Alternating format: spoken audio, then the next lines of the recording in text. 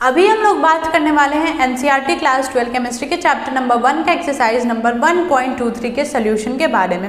उसमें हमें 4 टर्म दिए गए हैं, उसे हमें डिफाइन करना है। सबसे पहला है शॉर्टकी डिफेक्ट। शॉर्टकी डिफेक्ट क्या होता है? शॉर्टकी डिफेक्ट जो है एक तरह का वैकेंसी डिफेक्ट है, क्योंकि ये वैकेंसी क्रिएट कर देता है और ये आयोनिक सब्सटेंसेस के द्वारा दिखाए जाते हैं। इसमें क्या होता है कि इक्वल नंबर ऑफ कटायन और इक्वल नंबर ऑफ अनायन मिसिंग होता है, क्योंकि हमें इलेक्ट्रिकल न्यूट्रलिटी मेंटेन करना रहता है। इस कारण इक्वल नंबर ऑफ कटायन और अनायन मिसिंग होते हैं। और इसमें क्या होता है, एटम या फिर कटायन और अनायन के मिसिंग होने के कारण डेंसिटी सब्सटेंस का डिक्रीज कर जाता है। ठीक है। दूसरे नंबर में हमें दिया गया है फ्रैंकल डिफेक्ट। फ्रैंकल डिफेक्ट में क्या होता है कि ये ऐसे सॉलिड्स में दिखाए जाते हैं जिनके आयंस यानी कि कटायंस और अनायंस के बीच में बहुत ज़्यादा, उनके साइज़ के बीच में बहुत ज़्यादा डिफरेंस हो। यूजुअली जो कटायंस होते हैं वो स्मॉलर साइज़ के होते हैं और अनायंस लार्जर साइज़ के होते हैं। इसमें जो क्या होता है ना कि कटायंस जो होते हैं वो अपना नॉर्मल साइड जो उनका पोजीशन है वो छोड़ के वो इंटरस्टिशियल साइड ऑक्यूपाई कर जाते हैं। ठीक है। और इसमें कोई भी एटम मिसिंग नहीं होते हैं, तो इसमें डेंसिटी में कोई चेंजेस नहीं आता है। फ्रैंकल डिफेक्ट में डेंसिटी में कोई चेंजेस नहीं आता है। तीसरे नंबर में हमें दिया गया है इंटरस्टिशियल डिफेक्ट। इंटरस्टिशियल डिफेक्ट क्या होता है? ऐसे सॉलिड जिसमें एक फॉरेन एटम आके उनका इंटरस्टिशियल साइट ऑक्यूपाई कर ले, उसे हम इंटरस्टिशियल डिफेक्ट बोलते हैं। और एक एक्स्ट्रा एटम आके इंटरस्टिशियल स्पेस ऑक्यूपाई कर रहा है, इस कारण क्या हो जाएगा, हमारा डेंसिटी इंक्रीज कर जाएगा। चौथे नंबर में दिया गया है F centre. F centre basically एक रीज़न है जो किसी भी कंपाउंड या सॉलिड का जो कलर होता है वो बेसिकली एक एफ सेंटर के कारण होता है। एफ सेंटर जो है वो रीज़न है किसी भी कंपाउंड का या सॉलिड का कलर होने का। सबसे पहले है Schottky defect. It is basically a vacancy defect shown by ionic substances. ये शॉर्टकी डिफेक्ट बेसिकली एक वैकेंसी डिफेक्ट है, क्योंकि ये वैकेंसी क्रिएट कर देता है और ये आयोनिक सब्सटेंसेस के द्वारा दिखाए जाते हैं। In this defect equal number of cation and अनायन।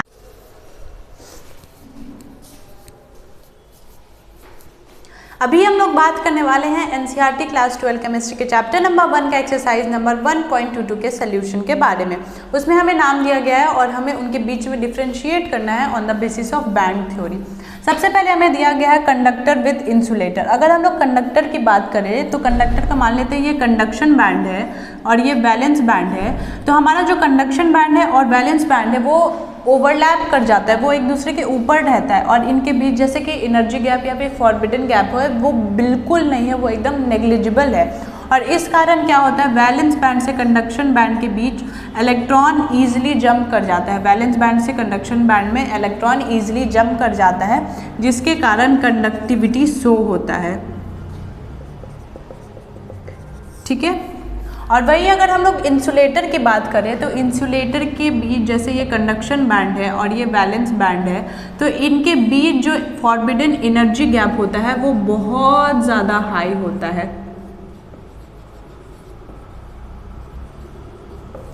Insulator में कंडक्शन बैंड और वैलेंस बैंड के बीच में एनर्जी गैप बहुत ज़्यादा हाई होता है और कोई भी इलेक्ट्रॉन अगर चाहेगा वैलेंस बैंड से कंडक्शन बैंड में जंप करना, वो बिल्कुल भी जंप नहीं कर पाएगा। इसके कारण ये कोई कंडक्टिविटी शो नहीं करता है।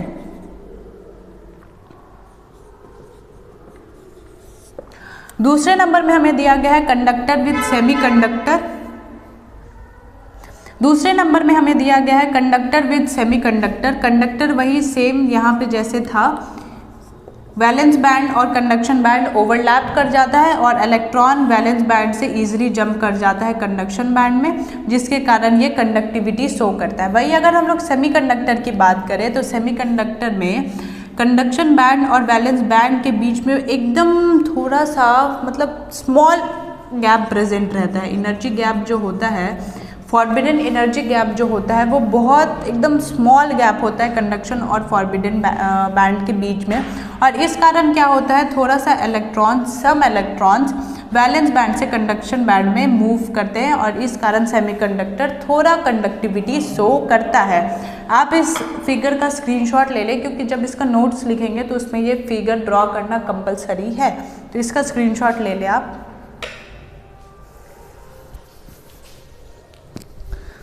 इतना हल्ला करती है ना।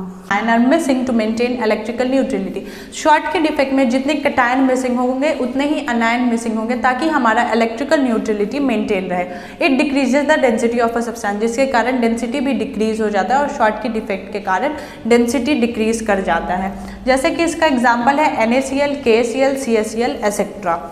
दूसरे नंबर में है फ्रैंकल डिफेक्ट। फ्रैंकल डिफेक्ट क्या है? Ionic solids containing large difference in the size of ion shows this defect when the smaller ion, usually cation, is dislocated from its normal side to an interstitial side.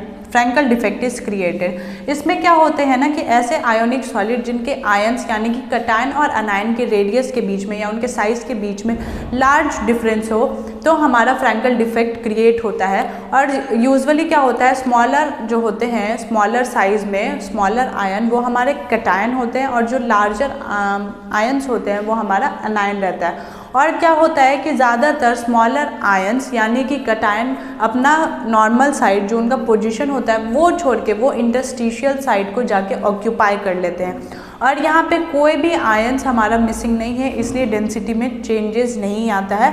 और Frenkel defect का example है ZnS, AgCl etcetera. Interstitial defect. It is shown by non-ionic substances. This defect is created when some constituent particles, atoms or molecules occupy an interstitial site of a crystal. Interstitial defect non-ionic substances के द्वारा दिखाए जाते हैं। और interstitial defect में क्या होता है कि कोई constituent particles, atoms या फिर molecule बाहर से आके एक crystal का उसका interstitial site occupy कर लेता है तो हमारा interstitial defect create होता है। और इस defect के कारण क्या होता है, उस क्रिस्टल का डेंसिटी इंक्रीज कर जाता है। The density of a substance increases because of this defect. चौथे नंबर पे है एफ सेंटर। एफ सेंटर क्या है? It imparts the colour in a solid या फिर कंपाउंड। किसी भी सॉलिड या कंपाउंड में जो कलर होता है वो एफ सेंटर के कारण होता है।